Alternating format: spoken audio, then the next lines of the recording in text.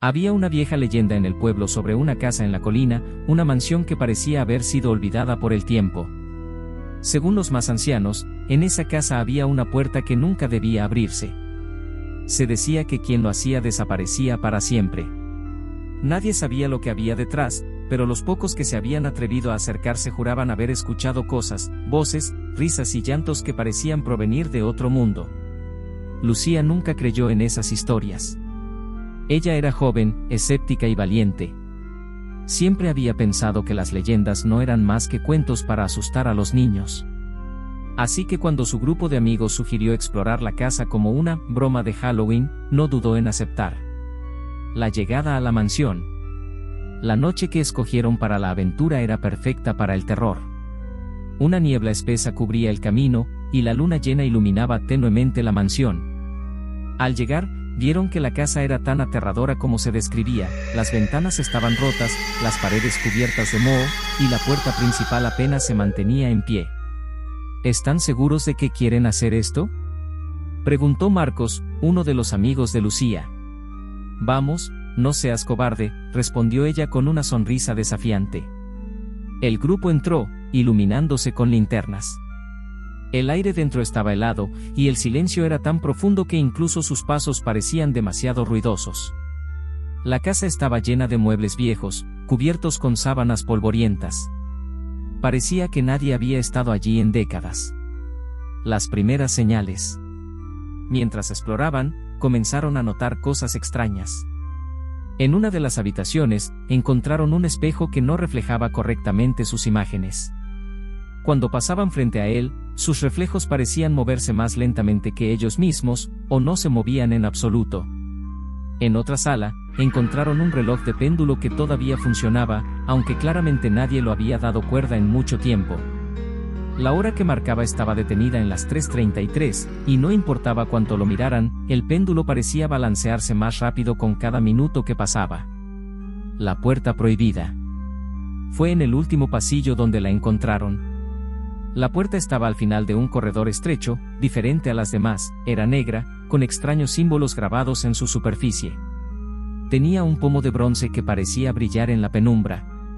Esa debe ser la puerta de la leyenda, dijo Ana, otra amiga, con voz temblorosa. ¿Qué crees que hay detrás?, preguntó Marcos. Nada, respondió Lucía, desafiándolos. Son solo cuentos. Vamos a abrirla.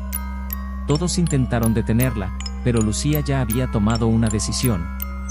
Giró el pomo y, con un leve crujido, la puerta se abrió. Lo que había detrás. El interior no era lo que esperaban. No había una habitación, sino un largo túnel que descendía en espiral hacia las profundidades. Un viento frío salió del túnel, apagando todas las linternas excepto la de Lucía. Esto no es buena idea, murmuró Ana, retrocediendo. Ya estamos aquí, ¿no? Vamos a ver qué hay abajo, respondió Lucía. Uno a uno, entraron al túnel. Las paredes estaban cubiertas de lo que parecía ser escritura antigua, palabras que ninguno de ellos podía entender. A medida que descendían, comenzaron a escuchar cosas, primero fue un susurro, luego risas infantiles y, finalmente, un llanto desgarrador que los hizo detenerse en seco. ¿Escucharon eso?, preguntó Marcos, temblando. Sí, pero sigamos, dijo Lucía, aunque su voz ya no era tan firme. El final del túnel. Cuando llegaron al final, se encontraron con otra puerta, idéntica a la primera, pero esta vez estaba entreabierta. Desde el interior salía una luz roja pulsante. Lucía fue la primera en entrar, seguida de los demás. La habitación era circular, y en el centro había un espejo enorme. No era un espejo común, no reflejaba a Lucía ni a sus amigos, sino algo más. En su superficie, vieron escenas terribles, ellos mismos, gritando y huyendo en la oscuridad, siendo perseguidos por sombras que se retorcían. ¿Qué es esto?, preguntó Ana, retrocediendo. No lo sé, pero vámonos, dijo Marcos, tirando del brazo de Lucía. Antes de que pudieran moverse, la puerta detrás de ellos se cerró con un estruendo. La luz roja se volvió más intensa, y las risas y los llantos se hicieron insoportablemente fuertes. El espejo comenzó a brillar, y algo salió de él, una figura alta, con extremidades alargadas y ojos vacíos. El grupo entró en pánico. Ana gritaba, Marcos golpeaba la puerta, y Diego apenas podía sostener su linterna. Lucía se quedó paralizada, mirando a la figura mientras ésta se acercaba lentamente. En el último momento, Marcos logró abrir la puerta, y todos salieron corriendo. Subieron por el túnel a toda velocidad, pero algo lo seguía. Podían sentirlo, el aire se hacía más frío, y las paredes parecían moverse a su alrededor. Cuando finalmente llegaron al pasillo, la puerta negra se cerró detrás de ellos con un estruendo, y todo quedó en silencio. La maldición. Pensaron que estaban a salvo, pero pronto descubrieron que no era así. Esa noche, en sus casas, cada uno comenzó a escuchar cosas, pasos en los pasillos, susurros junto a sus camas, risas que venían de lugares vacíos. Lucía fue la primera en desaparecer. Una noche, simplemente no estaba en su habitación.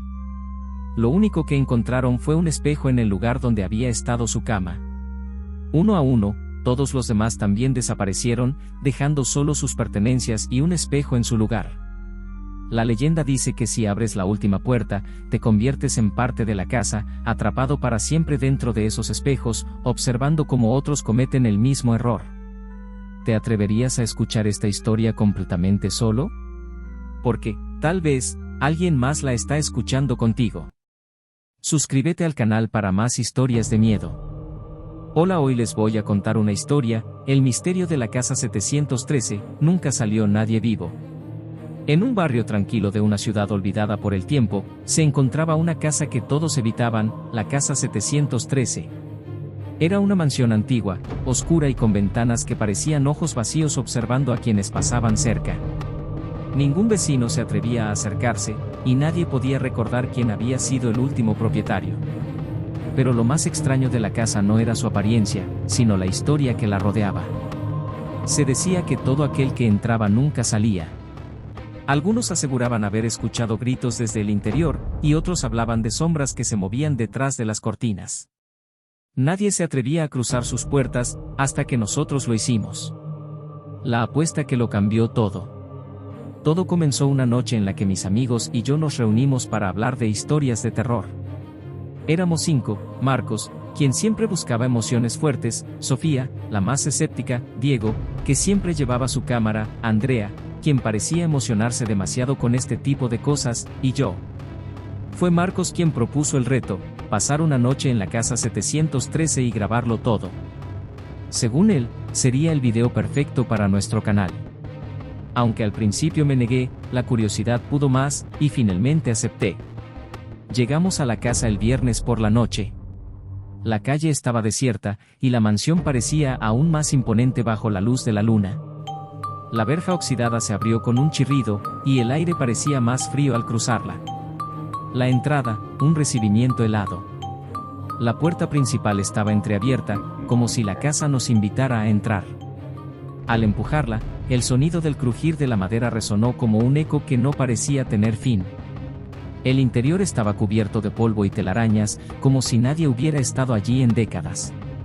Había muebles antiguos, cuadros torcidos y un candelabro que colgaba peligrosamente del techo. Todo parecía estar congelado en el tiempo.